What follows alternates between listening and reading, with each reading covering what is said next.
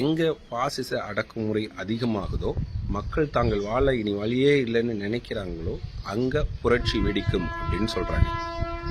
1952 கியூபாவில் ஏற்கனவே இருந்த அரசாங்கத்தை தூக்கி எறிஞ்சிட்டு பட்டிஸ்டா அப்படின்ற ஒரு தலைமையில் இராணுவ அதிகாரம் குடியேறுது. அடுத்து ஒரு வருட காலம் பயங்கர பாசிச போக்கோட அவங்க செயல்படுறாங்க.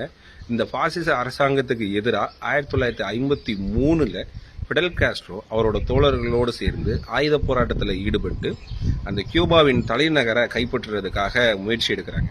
அந்த முயற்சி தோல்வியில் முடியுது. நிறைய பேர் கொல்லப்படுறாங்க, நிறைய தோழர்கள் கைது செய்யப்படுறாங்க. அப்படி கைது செய்யப்பட்ட பிடல் காஸ்ட்ரோ ஒரு சிறையில் அடைக்கப்படுறார். அவரோட வழக்கு நீதிமன்றத்தில் நடக்கல, ஒரு ஹாஸ்பிட்டலில் வச்சு நடக்குது. அங்கே அவர் அந்த நீதிபதிகள் முன்னாடி அவர் பேசின வாதம் தான் புத்தகமாக வெளியே வந்திருக்குது. அந்த புத்தகத்தோட தலைப்பும் அந்த வாதத்தின் கடைசி வரியும் ஒன்று: வரலாறு என்னை விடுதலை செய்யும்.